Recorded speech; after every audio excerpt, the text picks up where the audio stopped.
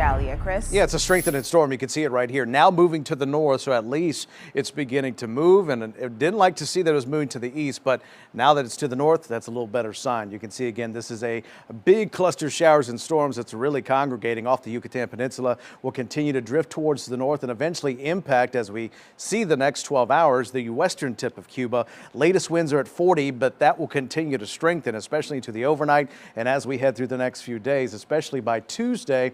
We're already at Cat 1 hurricane status. Remember, these water temperatures are super warm to fuel that storm, and in fact, the possibility of a Cat 2 hurricane before landfall right here somewhere around Wednesday morning into Wednesday afternoon from, I'd say, Apalachicola down to Cedar Key, north of the Tampa area. So we'll have to watch that area closely, and then eventually moves inland quickly and impacts Savannah with tropical storm force winds. Now, for us, we're not going to get the brunt of the winds and all that nasty stuff, but thank goodness that's the case. But we will see bouts of heavy tropical downpours as early as 6 o'clock on Monday. The first initial outer rain bands start to move in. Then we head into Tuesday, especially in the afternoon.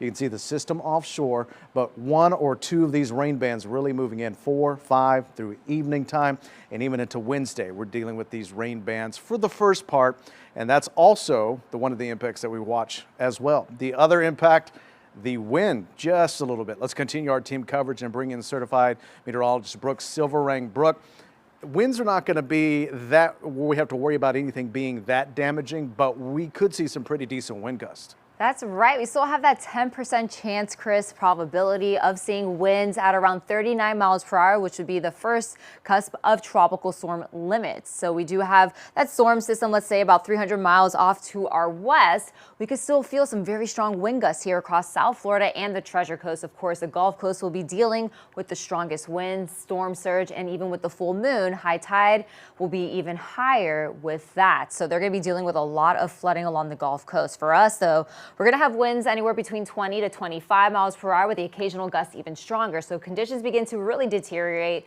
heading into your Tuesday and into your Wednesday morning. We're going to have wind gusts anywhere between 30 miles per hour along Okeechobee in the upper 20s there along the Palm Beaches and the Treasure Coast. But then look what happens into the early morning hours. Winds gusting anywhere between 25, again, along the Palm Beaches, but 35 for Okeechobee, close to 40 mile per hour wind gusts from Vero Beach up to Sebastian, even Port St. Lucie. So St. Lucie County, we could see tropical storm force winds or very close to that. So damaging winds are in the forecast for us here across the area. And on top of that, we're going to see some very heavy rainfall, some squalls moving in. Some neighborhoods could accumulate up to 4 to 5 inches of rainfall. Others maybe around 2 to 3. But we are talking at some very soggy weather, at least over the next couple of days, starting with your Monday with that first outer band. And then Tuesday, on and off tropical squalls, very windy. And there's also the potential for an isolated tornado too. Of course, Chris Martinez and I will be talking about that in just a bit.